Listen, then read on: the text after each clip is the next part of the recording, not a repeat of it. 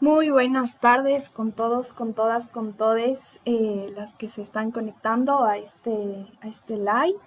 Este es el segundo foro del ciclo de conversatorios Descolonizando el Veganismo. Yo soy Antonella, soy de Ecuador y del colectivo Ollas Unidos. Soy vegana y feminista antiespecista. Em, Estamos muy contentas de estar en este segundo espacio. Eh, Les recordamos que estamos transmitiendo en vivo por el Facebook de la Revista Latinoamericana de Estudios Críticos Animales y también por el Facebook del colectivo ADLA, Activistas por la Liberación Animal, eh, que es de Ecuador. Estamos también, vamos a moderar este foro junto a Analu, de Colombia, y bueno, le paso la palabra a ella.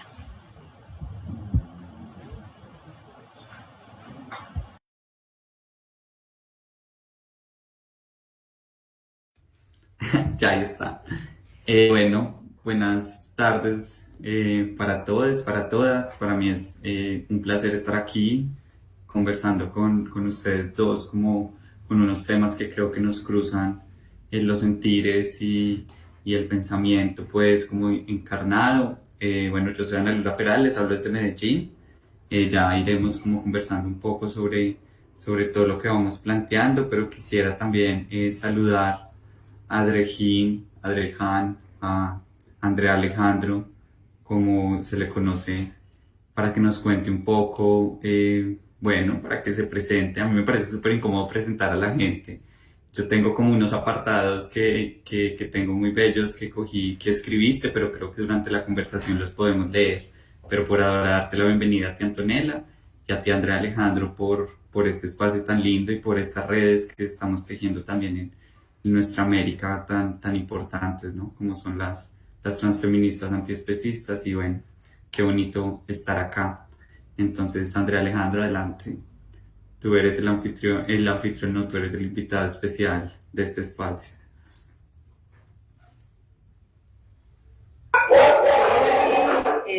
Un minutito que están ahí ladrando de mis perritos.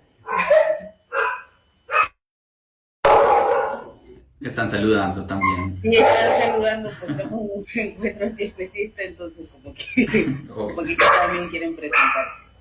Eh, pues nada, muchas gracias Anto y Analu por el espacio, por la compañía.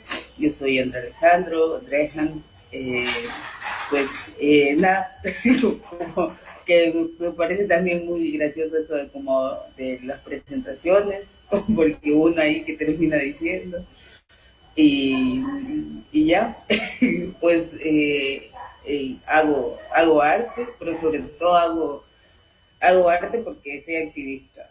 Como que para mí el arte es la manera de poner ahí en la esfera de lo público, de lo privado y de lo académico y de muchos otros lugares más, todas las cosas que me atraviesan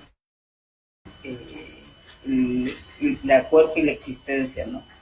Y eso es como que me parece muy importante que estemos aquí pensándonos como todos los lugares de las interseccionalidades y sobre todo que sea mucho más allá de lo humano y eso.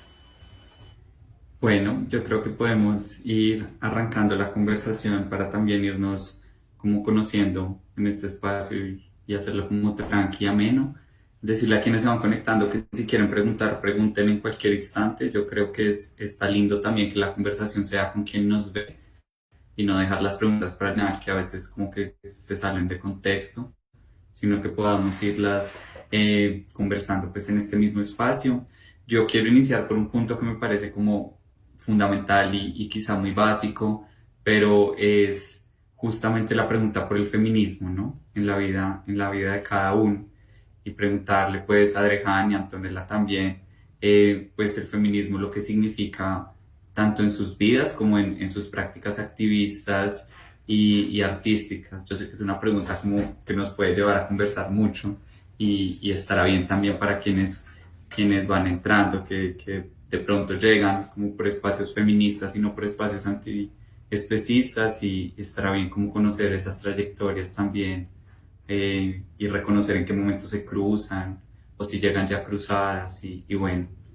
yo iniciaría por ahí, por ese lugar del feminismo, como en sus vidas, en sus trayectorias, en sus cuerpos.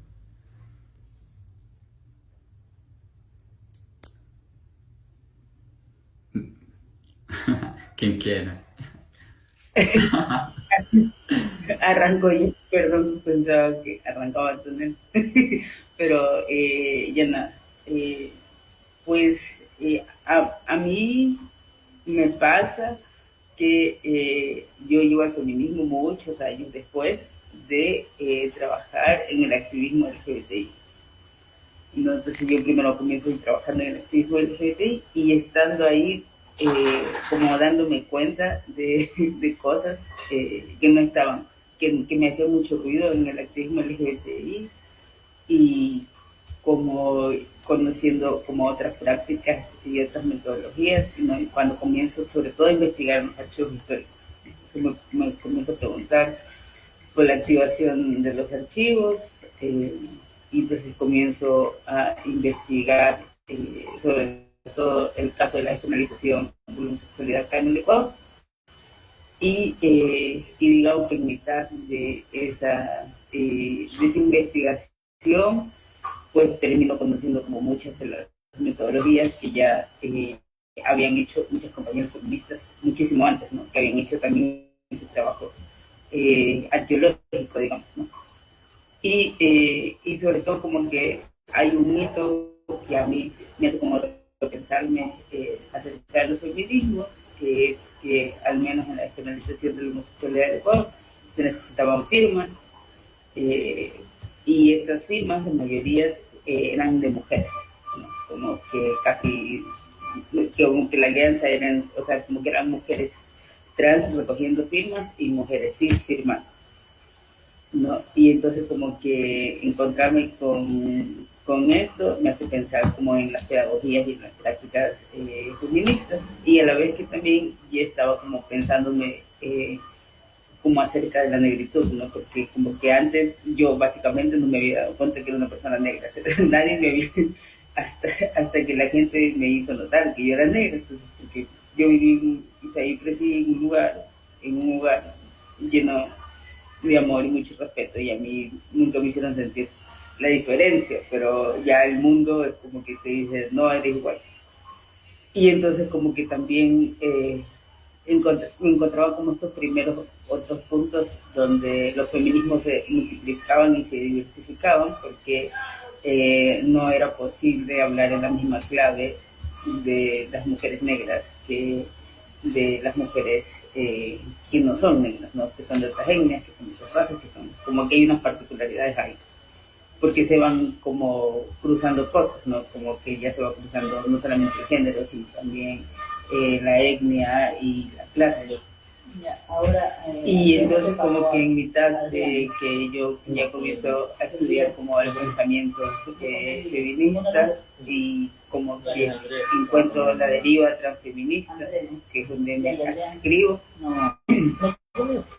Y ahí es cuando sí yo estaba un día ahí, así como, creo que estaba, no me acuerdo si estaba marchando o si estaba leyendo algo, y de repente como que me cae la ficha de que la liberación no va a ser completa, o sea, o que no podemos pensar en claves de liberación si igual yo seguía oprimiendo a otros, y estos otros eran los animales de otras especies, los animales no humanos, las personas no humanas, y los minerales, y los metales, y un sinnúmero más de cuerpos que habitan en el mundo. Y entonces como que, digamos, fue como, como un golpe de igual, aunque yo estoy luchando por la opresión, estoy ejerciendo opresión sobre otros, sin darme cuenta del conocimiento. O quizás porque no me había preguntado por ese espacio de la vida, ¿no? Así como, porque uno siempre comienza a hacerse preguntas, ¿no? Uno comienza a trabajar en los espacios LGBTI porque se hace una pregunta sobre los maristas, sobre lo disidente, uno entra en el espacio feminista porque se hace una pregunta sobre la inequidad de género, y entonces como que a mí me pasa también que me autopregunta por el especismo. Pero como que digamos, como que esa pregunta quedó ahí, pero no fue hasta cuando yo comencé a estudiar así profundamente estética en mi universidad y hacer ayudas de cátedra de estética y a leer mucha filosofía y llegar al pensamiento espinosista, que digamos que de u otra manera yo logro conectar cosas y hacer una relectura que a mí me permite como pensarme el antiespecismo ya no solamente como una pregunta, sino también como una interpelación hasta para mi práctica y mi ética artística. Y entonces como que, porque además yo también tenía al principio como estas cosas muy animalistas, ¿no? De, hay el perrito, hay el gatito, hay no sé qué, y siempre había sido como muy de esa lógica de hay no sé qué, hay bonito, pero porque quiere hacer otras cosas. Pero luego cuando comienzo a conocer y a pensar que la diferencia entre los cuerpos son sus potencias y que no es, y que un cuerpo no solamente es un cuerpo humano, sino que hay cuerpos en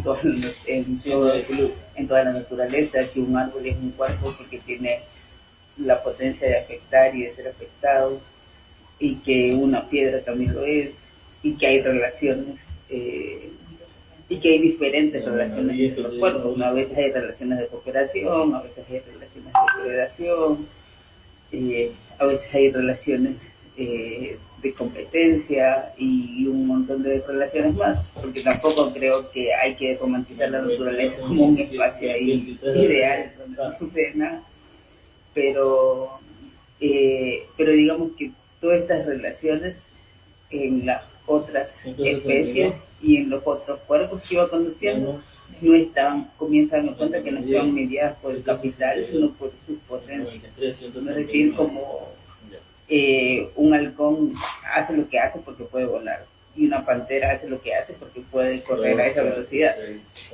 Pero luego ya, ¿qué pasaba con el ser humano? Que había inventado una capacidad increíble de tecnología y de técnicas para asesinar y torturar, ¿no? Y ahí básicamente estaba la diferencia, ¿no? Y desde ahí es cuando comienzo a pensarme eso, y luego como que al principio pensaba mucho igual como esta naturaleza, como este aspecto muy cercano, que uno primero se queda ahí como con los mamíferos, ¿no? Como que desarrolla esta relación, porque igual, digamos, pues uno también es mamífero, que ahí quiere daño caliente, que la piel crece, que no, pero luego como que digo, no puede ser posible que se lo esté pensando como en la misma clave de la gente que me oprime y que me discrimina, ¿no? Que solo lo que es familia, o solo que es más o menos similar, digo, que debe o puede existir, ¿no? Y ahí es cuando comienzo a también como que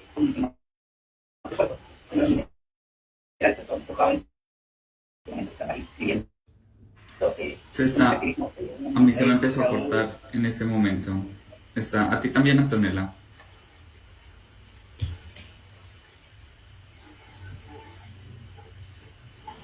Pero lo último, como después de la concepción de mamífero. De que decía que cuando estaba ahí pensando en los mamíferos, pues estaba pensando igual que la gente que me oprimía y que me discriminaba, porque estaba pensando que solo lo que se parecía a mí merecía respeto y consideración, ¿no? Debo ir un poco más allá. Y ahí cuando comienzo a investigar sobre los cuerpos minerales, ¿no? Y es cuando realmente me encuentro ahí como con unos lugares de violencia que se le hacen a los cuerpos minerales que no había descubierto antes. Pero básicamente eso, así como que como que yo me fui dando cuenta de las cosas así como poco a poco, ¿no? Aquí en resumida, en resumida, cómo me he ido dando cuenta de todo.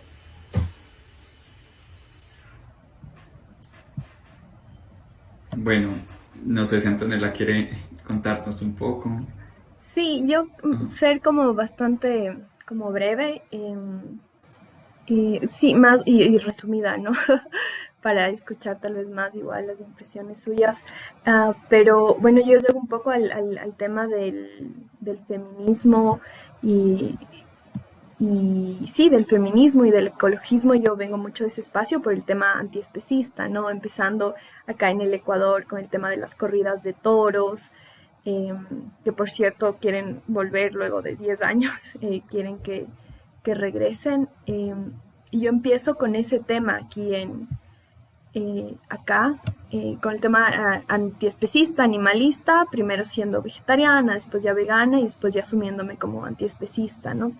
Y después comienzo como ya más a militar en espacios ecologistas, ya con cierta mirada del tema de género y todo lo que implica, pero todavía un poco lejana, ¿no? Hasta que de alguna forma me atraviesa en carne propia una violencia eh, por parte de un compañero de militancia en donde ya tengo que radicalizar mi lucha también para el feminismo, ¿no? Ya no solo para el antiespecismo y el ecologismo, sino también para el feminismo, eh, que ha sido como un paso bien lindo, importante, doloroso también. Eh, pero bueno, creo que cuando ya me tocó en carne propia, eh, pude sumergirme más también en este otro ámbito, ¿no?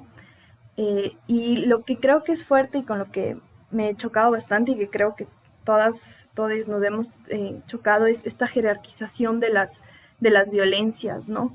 Donde en algunos espacios la violencia contra las mujeres es mucho más importante que la violencia hacia los animales, o la violencia hacia las mujeres es más importante que la violencia tal vez hacia las personas trans no binarias, o la violencia que está sufriendo la naturaleza es más importante que la violencia que están sufriendo las mujeres o los otros cuerpos diversos.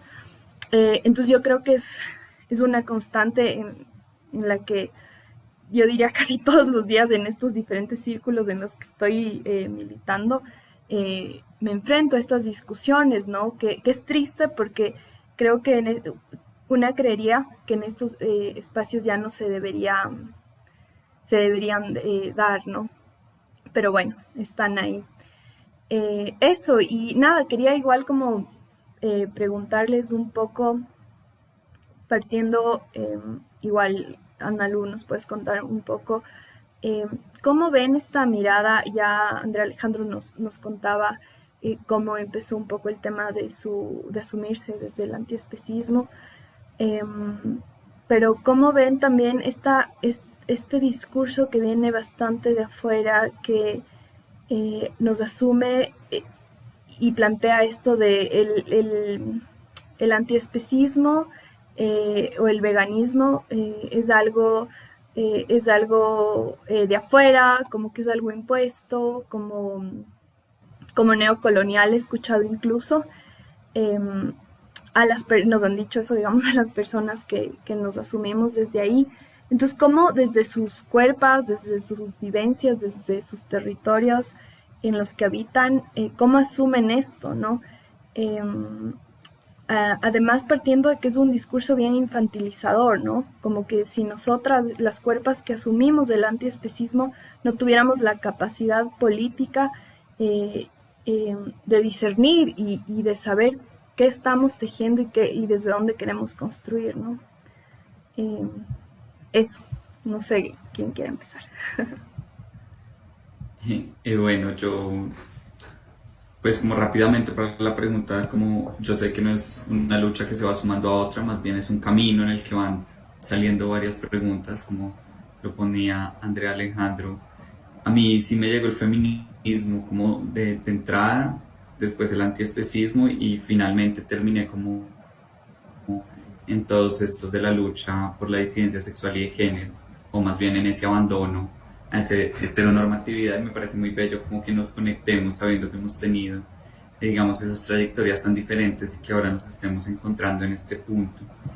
Yo creo frente a lo que dices, que además de ponerse, hay como dos lados, ¿no? Te infantilizan después de haberte juzgado como supercolonial y sumado a eso, hay un señalamiento en los contextos más cercanos que yo habito aquí. Puse feminismo antiespecista, es muy escaso.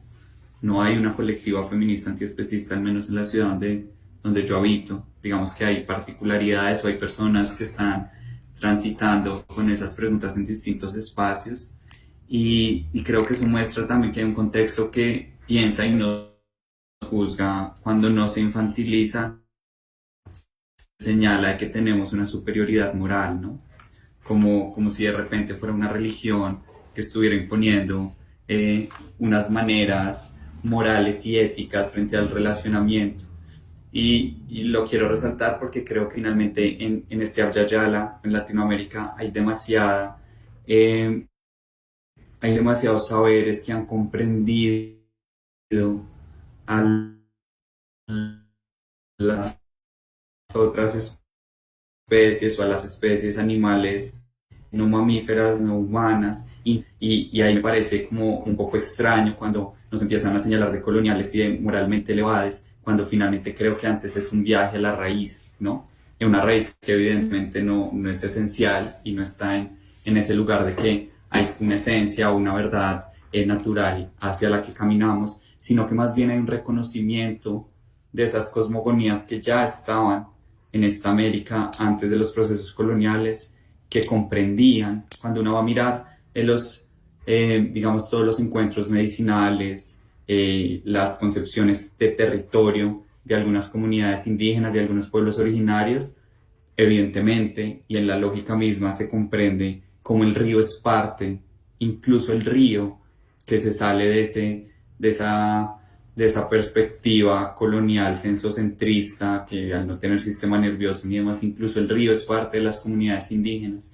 Y si bien hay consumo de animales, que no lo voy a justificar, creo que nuestras, o al menos mis concepciones de comprensión de la vida y de amar el territorio y de las otras especies, o de comprenderlas como válidas, se encuentra ahí como un lugar desde esta América para comprenderlo.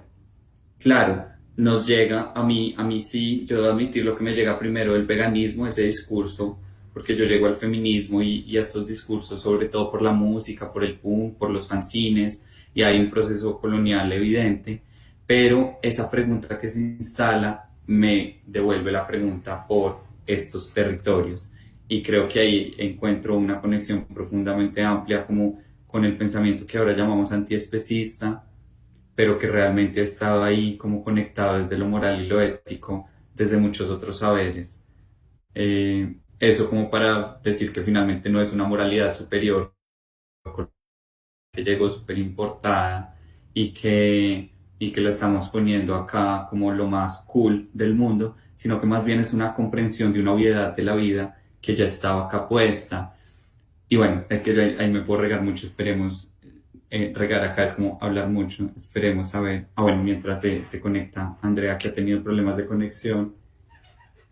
También a mí me parece súper particular digamos que lo empiezo a comprender muy recientemente y a comparar, por ejemplo, con la información que hay o con los rastros que tenemos sobre personas que hoy llamamos trans, que evidentemente no es una novedad, han existido en esos mismos pueblos originarios, en Oaxaca, están los Muches, tenemos como un montón de comunidades y pueblos originarios que no se pensaban la vida desde el binario de género, ni desde la heterosexualidad, ni desde la monogamia, pero que nos ha costado mucho comprender cómo en este momento eran existencias precoloniales.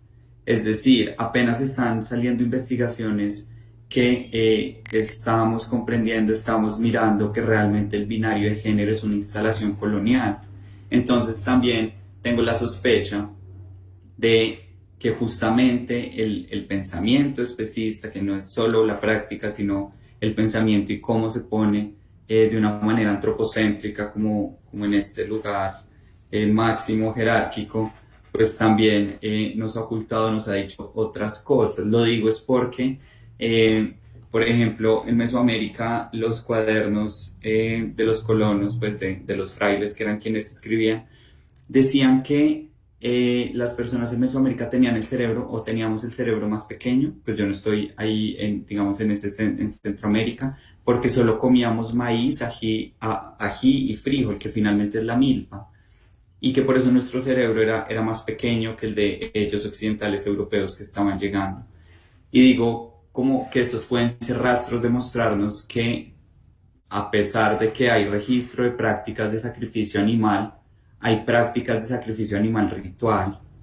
No creo del todo que las comunidades y que todos los pueblos originarios tuvieran el consumo de otras especies como la norma, ¿no? Como la normalidad. Creo que incluso el sacrificio ritual ya mostraba que existía algunos valores por esas vidas, que evidentemente no es para justificar el ritual, pero para comprender que esa misma historia escrita por quienes llegaron, pues también ha ocultado, digamos, un montón de asuntos que, como en el lado de lo marica, apenas están saliendo, por el lado de este antiespecismo y colonial apenas lo estamos encontrando. Y llegó Andrea justo a tiempo. Andrea Alejandro, ¿nos escuchas? Bueno, hasta que se conecta. ¿Ya estás ahí? Andrea Alejandro. Tu micrófono. Sí. Tienes el micrófono apagado. Sí. Volví.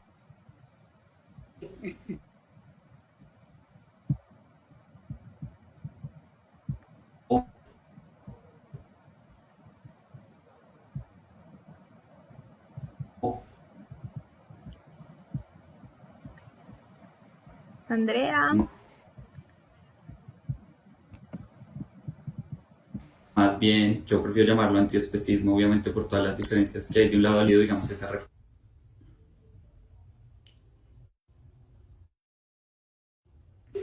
Hay una cosa ahí bastante particular que a veces, pues, no sé, como que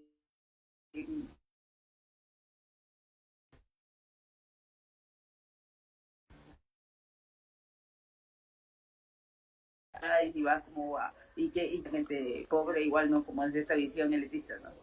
Que sobre todo como que en Aviala hay mucha gente pobre, que como le vas a decir a esta gente pobre que se haga vegana, ¿no? Y entonces, para mí como que yo mido como de esos lugares que tiene que ver con otro trato. O sea, es como que yo, como decía al principio, no es que yo pienso que en la naturaleza todas las relaciones son románticas, que también es cierto que existen relaciones de predación, pero no podemos comparar la industria cárnica con una familia que cría a su gallina ahí consigo, que le da amor y que luego, ¿no? Entonces, digamos que son como relaciones o que son otras relaciones que no tienen que ver con el subsidiar el hambre, ¿no? Como, porque igual, como la otra vez que hablaba con Antonella, le decía, la carne se pudre y ahí sigue habiendo gente que muere de hambre. Entonces no se trata de que cuando uno está pensando en clave vegana le está negando el acceso a alimentación a personas, ¿no? Sino que se trata de también la soberanía alimentaria.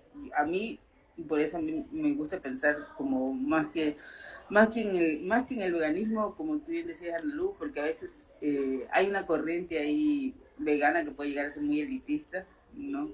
Y totalmente despolitizada, y entonces es como que yo me como ahí mis asuntos ahí o lo que como, pues sin ninguna relación con mi vida y sin ninguna relación con lo que yo hago, ¿no? Sino más bien pensar también en la soberanía alimentaria. Entonces yo creo que estamos en un momento en que Aviala está luchando mucho con eso, ¿no?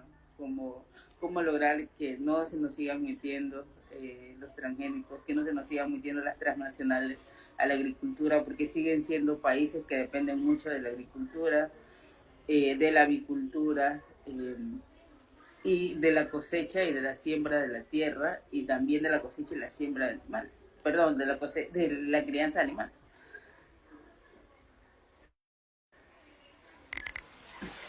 Y ahí estaba escuchando en retorno, pero ya. Pero eso, entonces como yo creo que podríamos pensar más bien cómo lograr juntar o entrelazar la soberanía alimentaria, que es pues una necesidad que tenemos acá en Abya con una alimentación que sea más consciente, ¿no? Porque no es solamente el hecho de no comer carne por no comer carne, es por qué. O sea, que yo tenga la posibilidad de decir o de decidir por qué si lo hago, por qué si voy a criar un cerdo o una gallina decido comérmelo, ¿no? Pero que sea como desde un lugar de conocimiento, ¿no? Tampoco creo que sean, tampoco creo en el punitivismo, ¿no? Como esos veganos que andan atrás de la gente diciéndoles asesinos todo el tiempo, porque tampoco funciona así, ¿no? Porque digamos que, como lo decíamos en algún momento, todos nos dimos cuenta de cosas que antes no veíamos, ¿no? Y yo siento que es muy difícil trabajarse la noción especista, porque a uno lo crean con el cuento de que uno es el centro del universo, ¿no? Y de que básicamente el resto de la naturaleza está a mi disposición. Y eso va desde los vegetales hasta otras vidas animales, ¿no? Y más bien sería como hacer una reflexión de cuán necesaria es el consumo de carne, también de cómo es posible tener unas relaciones que no sean ni de explotación, ni de sobreexplotación, ni de tortura con otras especies.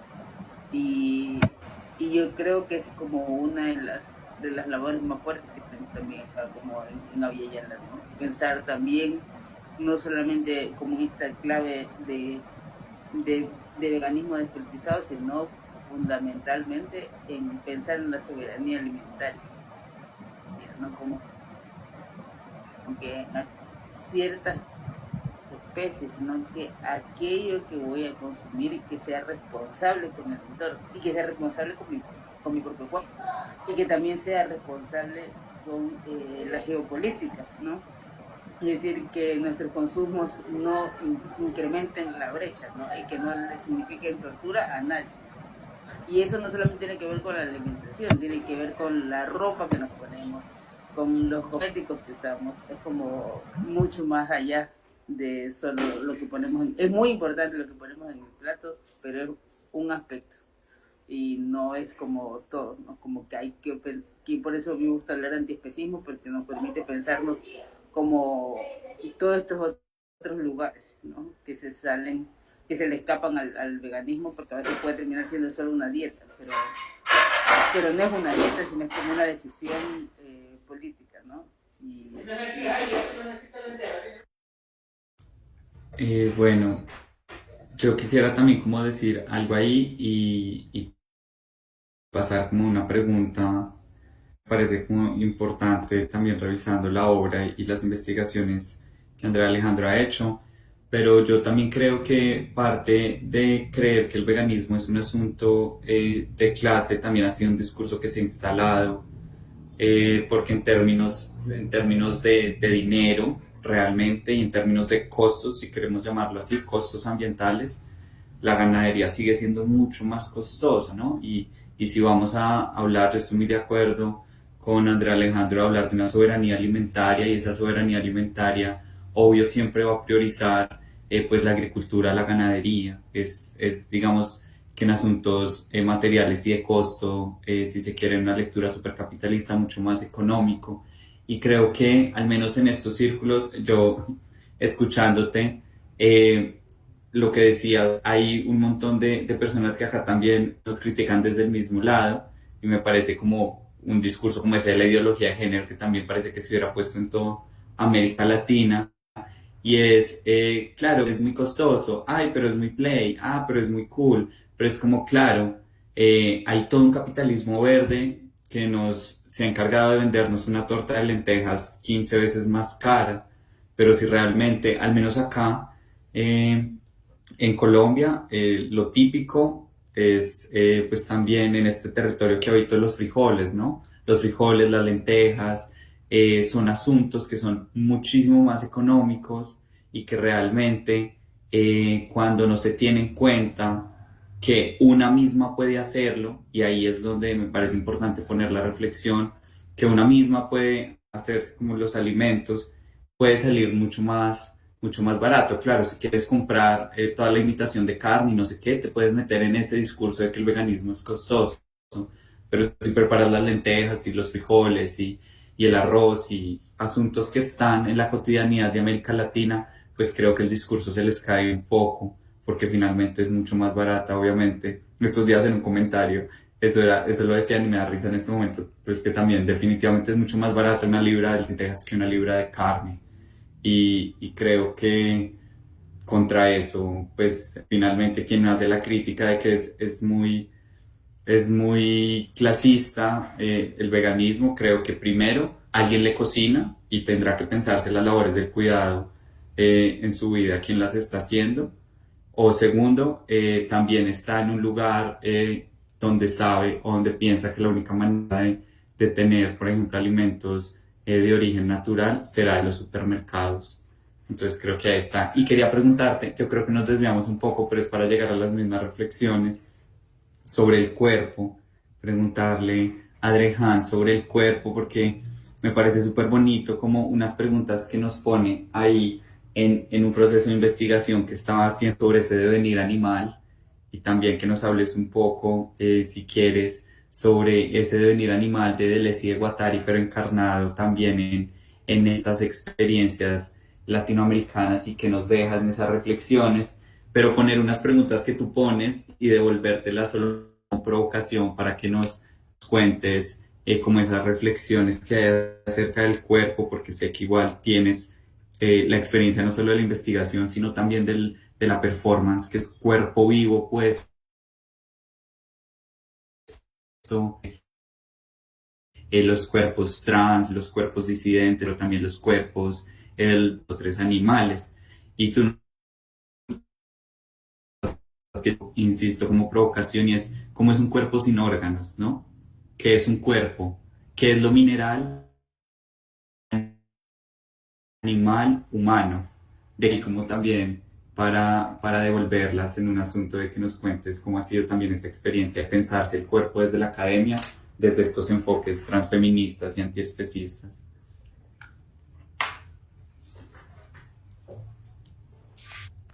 Pues para mí, cuando me acerco como al estudio de la estética y de la filosofía, ¿no? Como que había gente que me caía bien y hay gente, o sea, hay gente que todavía me sigue cayendo bien y hay gente que me cae muy mal, ¿no? Y entonces, y yo pensaba como, claro, como esta gente que igual está como muy presente, ¿no? Como que yo tengo muy presente de que estos autores siguen siendo europeos, hombres, la mayoría heteros, sí, que hablan una lengua hegemónica, pero para mí, cuando yo me acerco a la filosofía, me acerco pensando de que es importante para mí habitarla, porque soy como que todos aquellos que nunca quisieron como hablar, ¿no? Que nunca quisieron como pensar, ¿no? Como que Kant no se imaginaría, no tomaría en serio mis reflexiones, ¿no? Porque estoy así trepado en un cohete y a esa distancia de ser el sujeto universal, ¿no? Y, y como que yo me pensaba también cómo podemos nosotros, quienes estamos ahí siempre siendo, porque además como que siempre hemos estado siendo estudiados por muchos lugares, ¿no? Como por la antropología, por la filosofía, ¿no? Y entonces cómo poder hacer este cambio de lugar, ¿no? De ya no ser el objeto de estudio, sino el sujeto, ¿no? y el sujeto que también como que agarra esto que había sido pues diseñado desde la mirada del otro para hablar de sí mismo, ¿no? Y yo pensaba mucho cuando decía esto de que es un cuerpo sin órganos, como que pensaba, porque sobre todo ahí estaba haciendo como mucho estudio acerca de los moluscos y de la vida marina, ¿no? Y de que como a veces yo solo veía así como descubría ciertas especies o ciertos animales que a mi cabeza era como inconcebible, ¿no? Como decir, era inconcebible porque eran tan disímiles a mí, ¿no? O como o la flexibilidad que tiene la mantarraya, o la posibilidad de mirar el esqueleto, ¿no? Como de algunos animales marinos, ¿no? Y estas otras capacidades que tienen me hacían pensar, ¿no? Como cuando yo pensaba mucho, porque pensaba mucho en esta reflexión artodiana, que luego también la agarran de Leji Guattari, ¿no? Para hablar de un cuerpo sin órganos como un cuerpo liberado, ¿no? Como que el órgano, el organismo, la organización es lo que le impide al cuerpo ser, ¿no? Como, digamos, pensando también, y yo pensaba mucho como en las jerarquías, ¿no? Como qué es lo que me impide a mí desplazarme, ¿no? Y pensaba, y sobre todo cuando hice esta pregunta, la hacía pensando en dos corrientes de danza, que son el buto, que es una danza que yo practico, y el voguing, ¿no? Y pensaba como que solo un cuerpo sin órganos puede hacer voguing, ¿no? Porque es un cuerpo que se quiebra, que se retuerce, igual que el cuerpo butoka, ¿no? Que se atraviesa, que se desdobla. Entonces como que se exige a sí mismo que sus órganos se reubiquen, ¿no?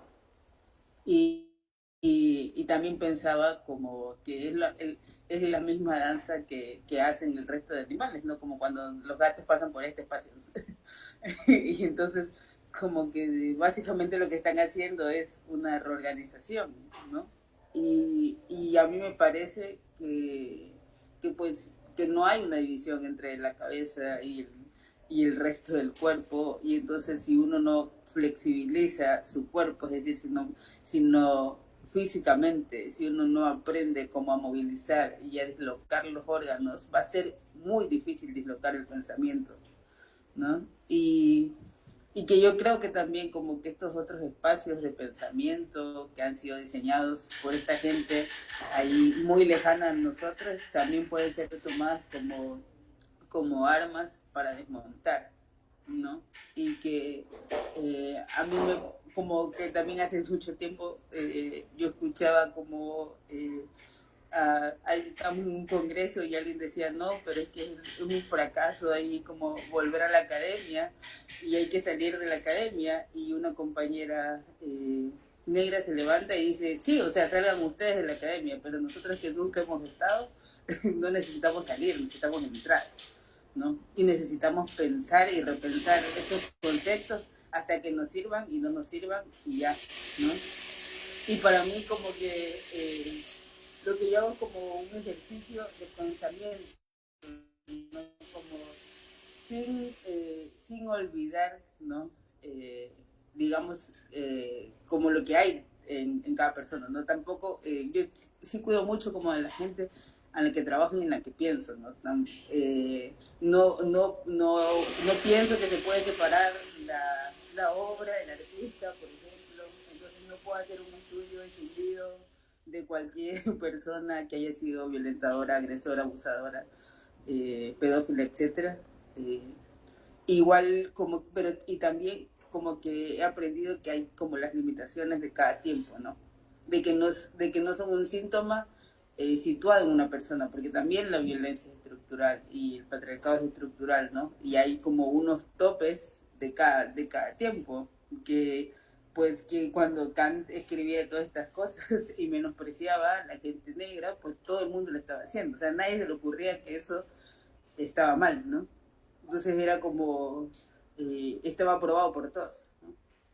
Y entonces como que a partir de ahí yo siempre pienso, ¿no? Como si yo me encontraría con esa persona y leyera lo que estoy escribiendo a partir de esas reflexiones, ¿qué diría de mí, no? Por lo general siempre pienso, o me ignoraría, o ni siquiera quisiera estar como cerca mío, pero para mí es como importante también tomar ese espacio, como ese espacio del pensamiento y de la reflexión, y que no tiene por qué ser como negado a nosotros, ¿no? Y que también es posible encontrar como otros lugares. Y a mí, como decía al principio cuando estábamos hablando del feminismo, para mí como lo que hace que yo paradójicamente logre como agarrar y pensar desde otro lugar el antiespecismo es la filosofía, cuando yo leo la ética espinosista, ¿no? Y entonces cuando yo comienzo a leer como todo esto que tiene que ver comenzando por Spinoza y luego toda una deriva de pensamiento poshumano, pues ahí es cuando a mí se me comienza a caer el cuento de que yo era el centro del universo, ¿no?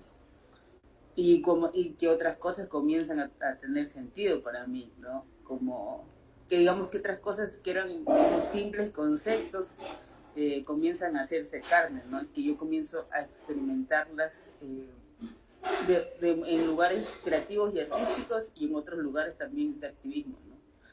Y justo cuando estaba ahí haciendo lo de los devenires animales, porque pensaba mucho, ¿no? Como que el devenir es este espacio en el que se da, que no es que uno llega a ser, no es que uno simula, no es que uno siente, o sea, es real el encuentro, ¿no? Es como el devenir es un espacio en el entre, es como entre dos cuerpos que se encuentran y uno no termina de ser lo otro, pero tampoco ya es lo uno, ¿no? Y yo creo que un poco eso era lo que pensaba yo, ¿no? Cuando pensaba como también en el gusto o en el voguing, ¿no? Como estas ilusiones del dislocamiento, ¿no? Es decir, no llego a dislocarme, pero tampoco está organizado de la misma manera, ¿no? Ni el pensamiento, ni el cuerpo, ni la práctica, ni el discurso. Y cuando pensaba como qué es lo mineral, qué es lo animal, qué es lo humano, lo pensaba mucho porque estaba estudiando electrónica y ahí está mi perrita también al final. Y entonces yo estaba estudiando electrónica y cuando estudiaba electrónica pensaba en los minerales, ¿no?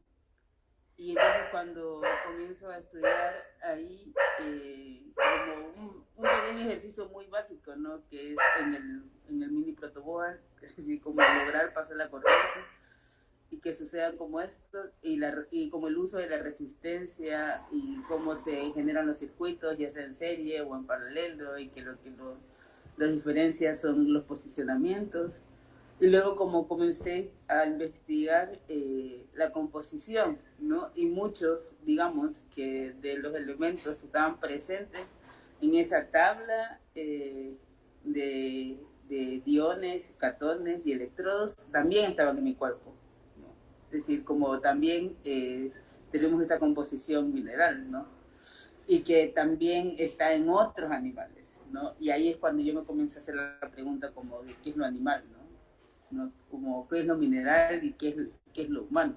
Si hay algo que sea solo humano, si hay algo que sea solo animal o solo mineral, y también me parecía que era importante también pensar cómo que había una muestra acá en Quito que se llamaba La tecnología somos nosotros, ¿no? Porque se hacía esa misma reflexión, ¿no? Acerca de cómo los cuerpos minerales y los cuerpos están fundidos dentro de los cuerpos animales y de los cuerpos humanos, ¿no? Y cómo estos órganos se mueven, ¿no? Y como yo pensaba mucho también en el sistema, y cuando pensaba mucho en el sistema, pensaba en este sistema concreto, electrónico, pero se parecía mucho al sistema del mundo, ¿no? Y de que cómo era importante la presencia de la resistencia, ¿no? Entonces, que literal se llama resistencia, ¿no? Entonces, cómo es, porque además quemé muchos, ¿no? Quemé muchos foquitos probando cómo era no usar resistencia.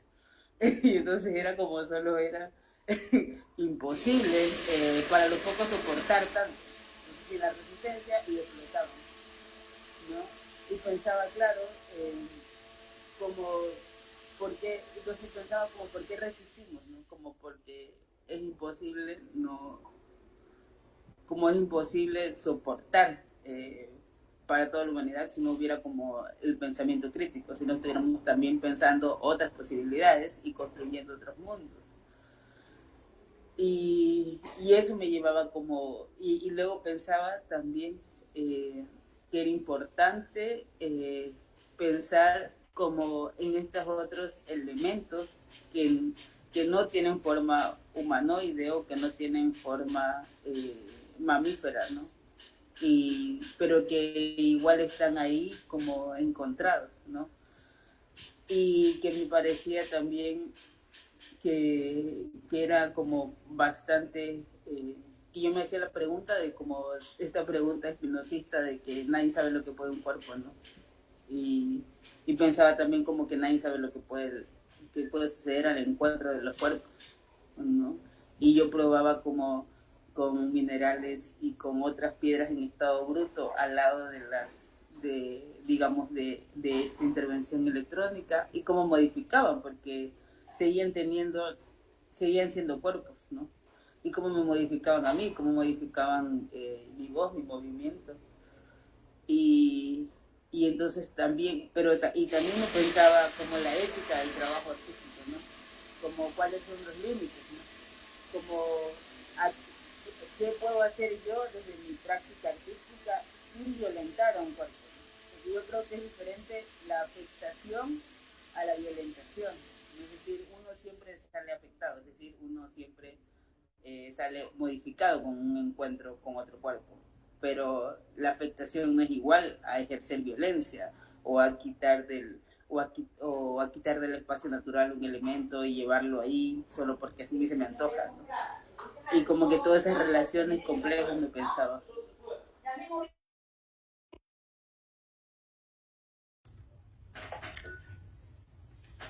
Me encanta. Pues como yo ahorita leyendo, como leyendo también las reflexiones que ponías desde esa acción y desde las performances que han puesto mezcladas como con la danza, con el buto, con el voguing, pero también con la escritura, también veía justamente como finalmente lo transdisciplinar está ahí como dándonos una reflexión que no es solo transdisciplinar, sino que realmente es un devenir. Me gusta mucho cómo lo pones ahí. Yo creo que nos queda poco tiempo y le di una miradita rápida al Facebook y hay varias personas que tienen como preguntas. Yo creo que si quieres te las puedo leer o entre Antonella y yo te las leemos y conversamos alrededor de ellas. Saludos, no puedo escuchar bien. Buenas tardes, saludos.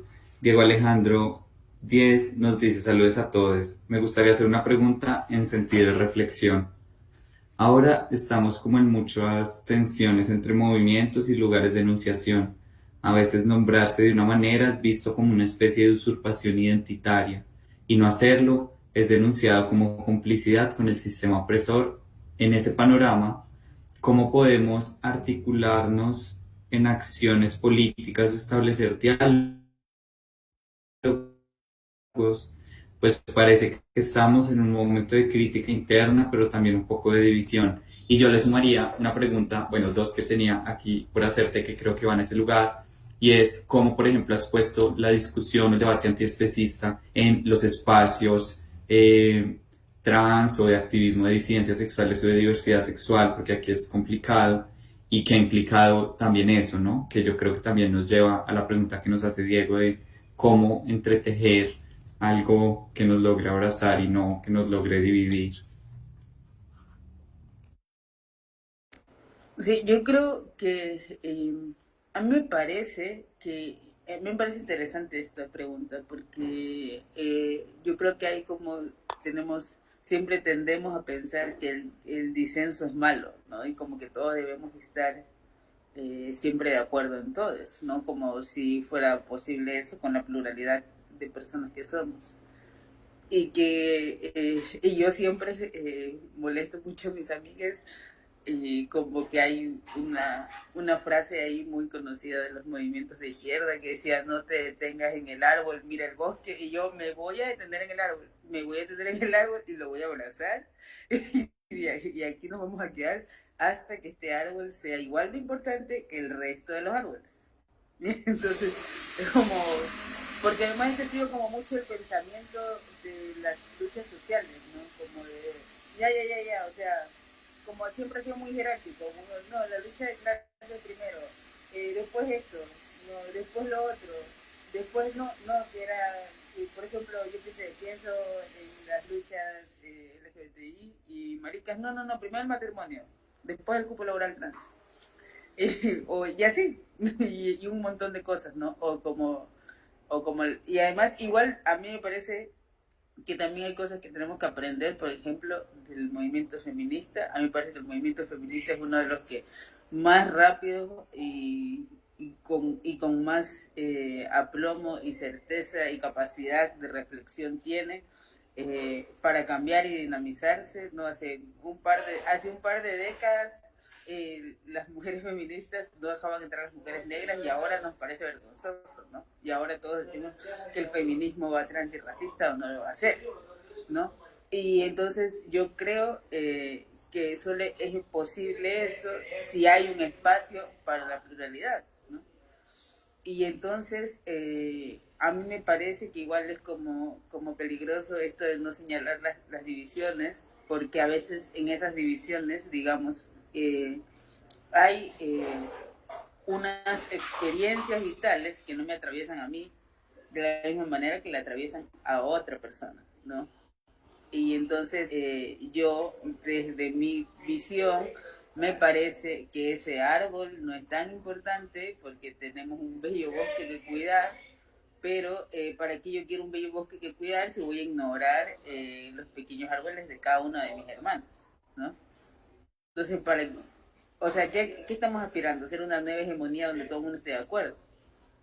O lo que queremos es un mundo diverso donde todos entremos, ¿no? Y que el disenso no sea, que el disenso tampoco es licencia para pasar por encima de los otros, para ofender, para discriminar.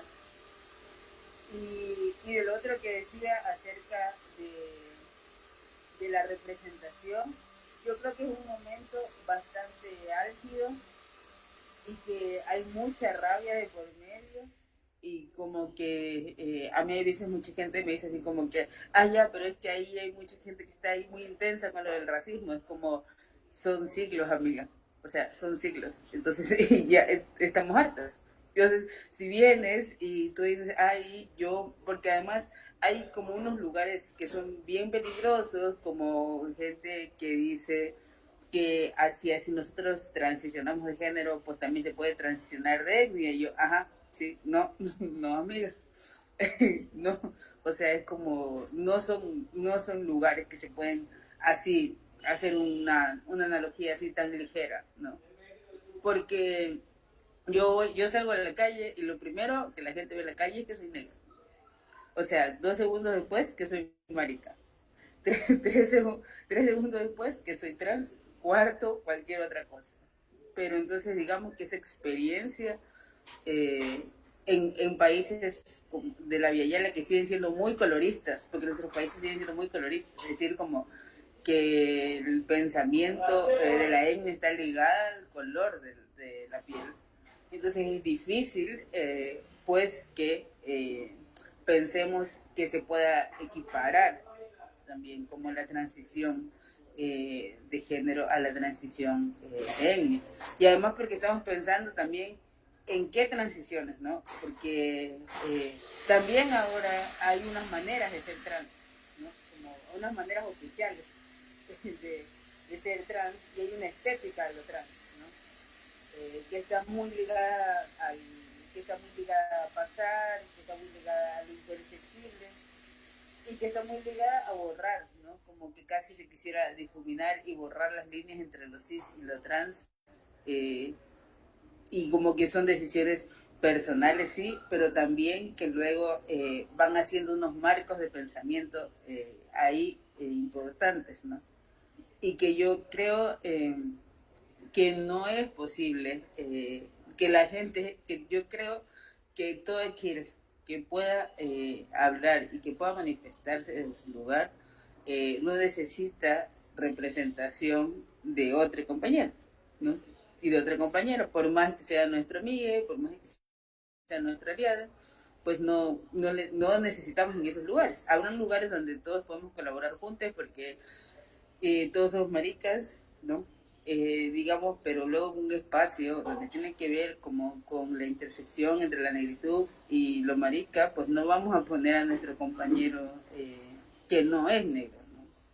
Y eso no significa que le estamos discriminando, sino que estamos reclamando un espacio de afirmación, ¿no? Como es necesario tener espacios separatistas, porque yo creo que son espacios que nos permiten encontrarnos, ¿no?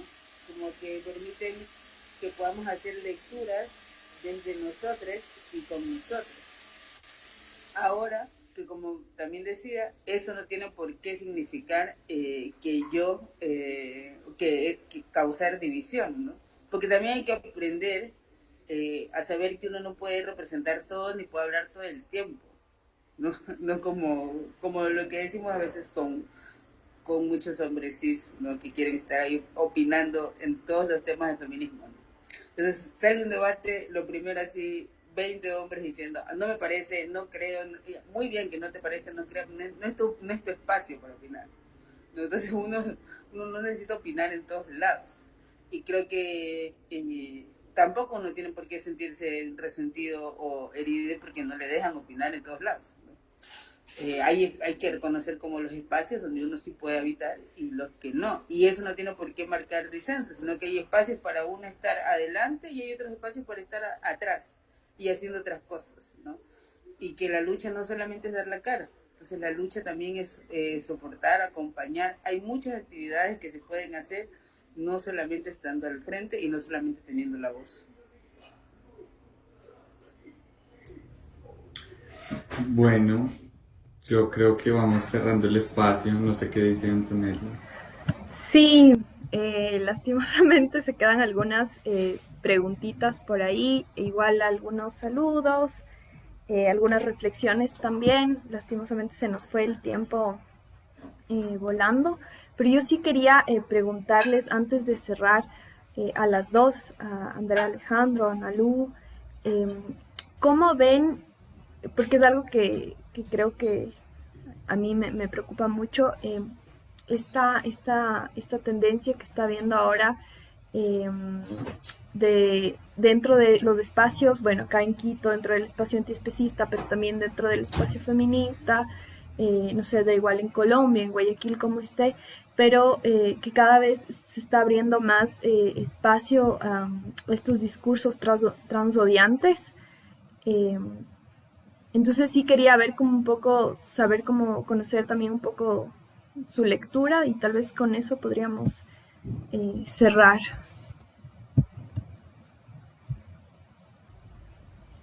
Bueno, pues yo como muy por ti también retomo algo que ya Andrea Alejandro dijo y yo creo que el conflicto es importante cuando ayuda, digamos, a traer nuevas preguntas y cuando el conflicto no se desenvuelve en violencia, ¿no? Cuando el conflicto es el encuentro de dos maneras que se permiten el conflicto para comprender nuevas preguntas.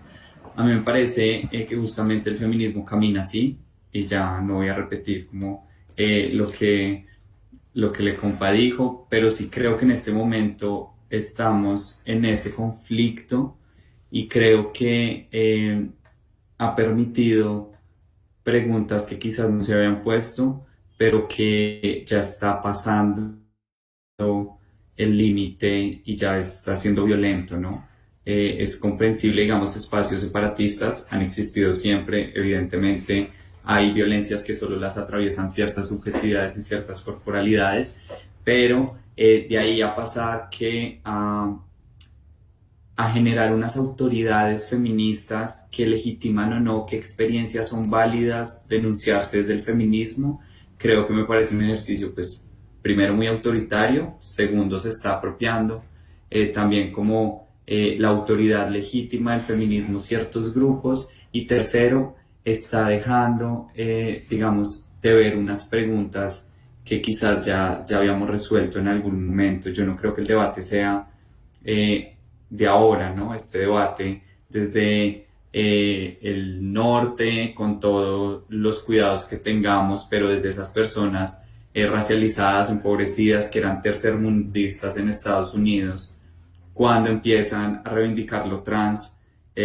las mujeres cis en pelea, aquí en el sur también ya había pasado, y ese encuentro, por ejemplo, en Argentina, de Loana Berkins, de Marlene Guayar, de Susie Show, que no las dejaban entrar a los encuentros de mujeres, pues también era una conversación que se estaba dando, pero que creo que en este momento ya está pasando ese lugar y ya está volviendo violenta, porque nos está diciendo muchas cosas, entre ellas, primero, que no podemos ser feministas, que me parece súper delicado, porque creo que el feminismo a mí me ha permitido un montón de asuntos personales que agradezco, y que me parece extraño que me digan como puedes o no entrar a esta iglesia, puedes o no entrar a este partido político.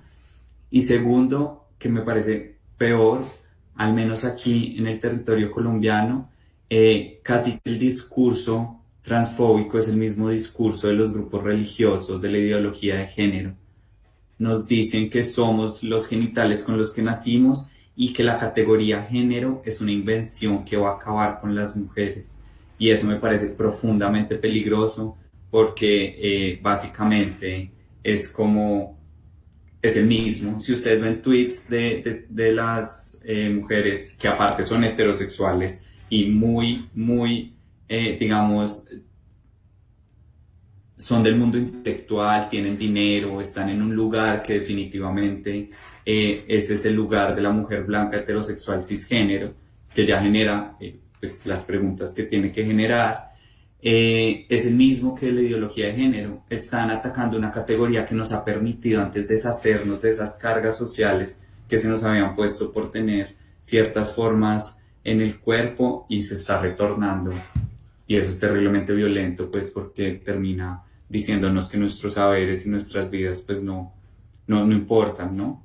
Dejaría como ahí, y agradecería mucho el espacio de conversación. De verdad me llena como de un montón de preguntas, y también de un montón de alegría vernos acá conversando en unas sintonías tan a la par, con todas las diferencias que existen pues en nuestros territorios, pero con todas las ganas de poner la discusión. Pues como básicamente yo creo, como lo que decían antes, ¿no? Como que a mí me parece que el movimiento feminista es el que más rápidamente va a ir creciendo y va evolucionando, y que cada vez se encuentra con un sujeto histórico con el cual pelear, ¿no? En algún momento con las mujeres lesbianas, en otro momento se pelearon con las mujeres negras, y ahora son las mujeres trans, ¿no? Porque además hacen una distinción ahí bien rara con los hombres trans.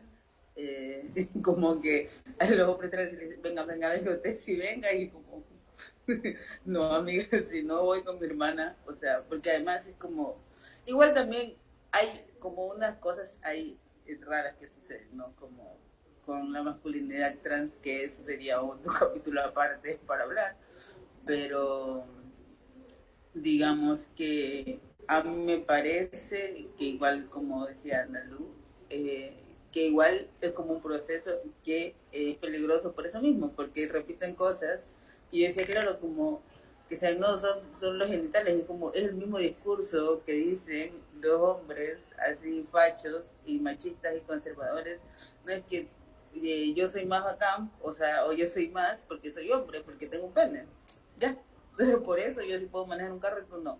O sea, como no les suena, amigas, que es lo mismo, o sea, bajo ese mismo parámetro de discriminación, los hombres y otras y otras personas discriminan, ¿no? Como básicamente eso, ¿no? Como no tendría mucho sentido, ¿no? Como pensar, y ahí yo pienso, ¿cómo es posible que no nos demos cuenta, ¿no? Como el otro día sí leía así como unas cosas ahí bien intensas, ¿no? De justamente esto, como el que decían, no, lo que pasa es que peligra la existencia de las mujeres, y yo así como, amigas, o sea, ¿Ustedes creen que el binario del mundo se va a caer de que mañana? O sea, no se va a caer. O sea, la gente, es decir, es tan profundamente binario el mundo. Es decir, que está pensado en sistema de oposición y nosotros no sabemos pensar más allá que en contraste, ¿no? Por eso pensamos hombre, animal,